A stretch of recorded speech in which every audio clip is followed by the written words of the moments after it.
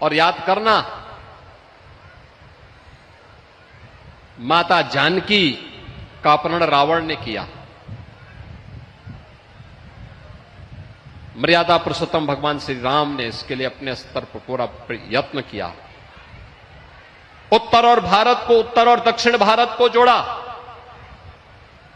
नारी गरिमा की रक्षा कैसे करनी है, इसका उदाहरण है। याद करना, लव जिहाद की घटनाओं को रोकने के लिए एक आदर्श उदाहरण आप सबके सामने हो सकता है। हमें आश्चर्य होता है, उच्च न्यायालय केरला ने 2009 और 2011 में इस पर चिंता व्यक्त की। रिलीजियस डेमोक्रेसी को चेंज करने की एक साजिश का हिस्सा है, लेकिन तब भी हम उस पर ध्यान नहीं दिए। हमने 2020 में उत्तर प्रदेश के अंदर इसके लिए सख्त कानून बनाया, तब भी इसके लिए व्यापक जन जागरूकता किए जाने की आवश्यकता है। हमें सचेत रहना होगा। याद रखना, नकारात्मक ताकतें हर कालखंड में आएंगी, लेकिन समाज मिलकर के तैयार होना होगा। और यही स्थिति हम सबको उस लैंड जिहाद से जुड़े हुए लोगों पड़ेगा। जो भगवान राम ने आखिर खर दूषण क्या कर रहे थे, मारीच और सुबाहु क्या कर रहे थे, वे भी सब यहां लैंड जिहाद के ही अभियान के साथ जुड़े हुए थे। जबरन कब्जा कर लेना, जबरन किसी भी जमीन को खाली देखा उसमें अपना तंबू गाड़ दिया, ये सब बंद हो जाना चाहिए। भारत की धरती उन आक्रांताओं के लिए जिनकी भारत के प्रति आस्था नहीं है, जो भारत के प्रति निष्ठा नहीं रखते, भारत के संस्कारों का सम्मान नहीं कर सकते, बहुत अच्छा, बहुत, उन लोगों के लिए भारत की धरती धर्मशाला नहीं हो सकती है, बहुत एकदम नहीं हो सकती है। और हम सबको उस संकल्प के साथ हम आगे बढ़ेंगे। कोई कारण नहीं कि आज भी इस संत शक्ति, जो भारत की सज्जन शक्ति को एकजुट होकर के देश को आगे बढ़ाना चाहती है, आगे ले जाना चाहती है,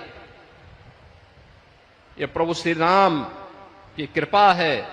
उनका जो आदर्श है, उसी आदर्श को ध्यान में रख करके सभी कार्यक्रम निरंतर आगे बढ़ रहे हैं।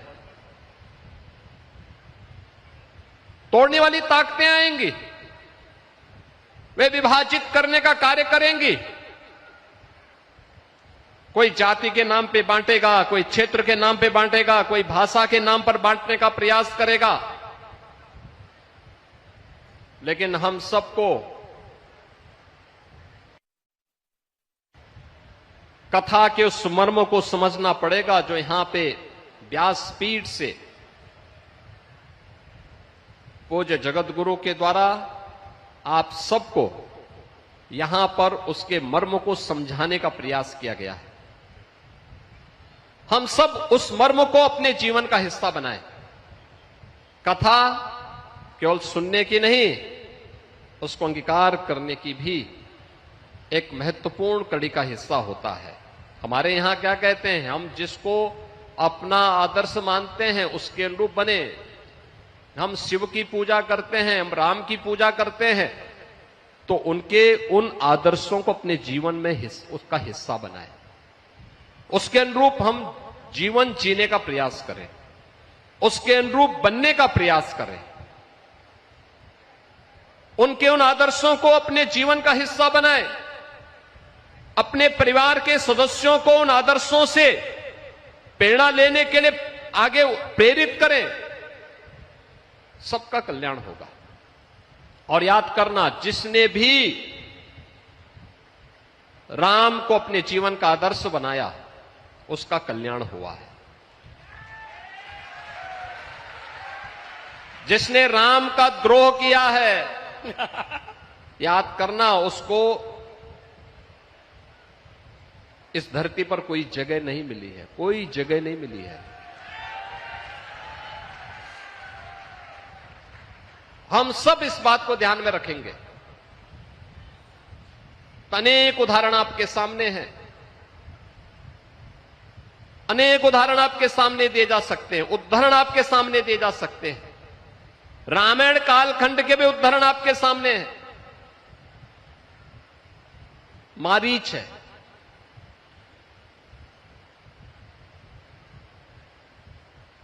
रावण है,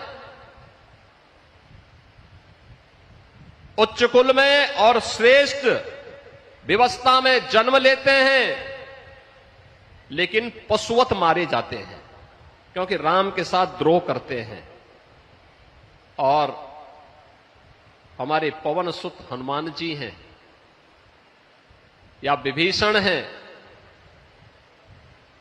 सामान्य जीवन में उनको भले ही जन्म के समय उसके उपरांत कितना सम्मान मिला, लेकिन राम की संगत में आने के बाद लोग पूज्य हो गए, सबके लिए पूज्य हो गए। हम प्रातःकाल जिन 7 नामों को स्मरण करते हैं उनमें विभीषण का भी नाम है। हमारे यहां हर समस्या का समाधान हम किसी को मानते हैं, आप देखते होंगे, और हम लोग बचपन से इस बात को देखते रहे हैं। कोई गांव का अनपढ़ व्यक्ति भी, निरक्षर व्यक्ति भी होगा, लेकिन उसको हनुमान चालीसा जरूर याद होगी। हनुमान चालीसा वो जरूर याद करके रखता था। ये है ताकत। और इसीलिए तो आप सौभाग्यशाली हैं कि तुलसी पीठाधीश्वर के श्रीमुख से जगतगुरु रामानंदाचार्य, तुलसी पीठाधीश्वर पूज्य स्वामी रामभद्राचार्य जी के श्रीमुख से इस पावन कथा को श्रवण करने का आनंद आपको प्राप्त हुआ। और हम लोग इसीलिए कहते हैं, मध्यकाल में तुलसीदास जी ने जो जनचेतना जागृत की थी, समाज को एकजुट होने की, विदेशी आक्रांताओं के प्रति सचेत होने की, प्रभु राम के प्रति भक्ति का जो संदेश दे करके उन्होंने पूरे उत्तर भारत को एकता के सूत्र में जोड़ने का काम किया था। वही कार्य आज जगतगुरु रामानंदाचार्य पूज्य तुलसी पीठाधीश्वर कर रहे हैं, और जिनके श्रीमुख से पावन कथा का श्रवण करने का आनंद आप सबको प्राप्त हुआ।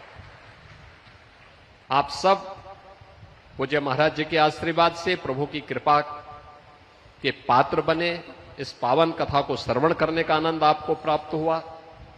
ऐसे विद्वान संत के श्रीमुख से प्रभु की इस गाथा को वर्तमान परिप्रेक्ष्य में हम सब कैसे अंगीकार कर सकते हैं या सुनने जानने का अवसर प्राप्त हुआ। और साधना उनकी देखो, यानी जगत गुरु बनने के पहले एक लंबे समय तक उन्होंने अखंड साधना की थी, अखंड साधना। और इस उम्र में भी फिर उनके द्वारा अगले 6 माह के लिए एक एकांतिक साधना के लिए उनका प्रस्थान हो रहा है। साधना के पूर्व मेरी उनसे बातचीत होगी, और हम लोग तो हमेशा उनके साथ में हैं, हमेशा उनका सानिध्य प्राप्त हुआ है, हमेशा उन्होंने समाज को एक दिशा दी है। और मैं तो उनका इसलिए भी कि देखिए, उन्होंने उन सारी बाधाओं को तोड़ा है जिनमें उनके सामने अपनी मेहनत से, अपने दृढ़ संकल्प के साथ जीवन की बाधाओं को तोड़ा है। उन्होंने समाज की उन बेड़ियों को तोड़ा है जो अक्सर किसी ऐसे व्यक्ति के बारे में थोपने के प्रयास होते हैं।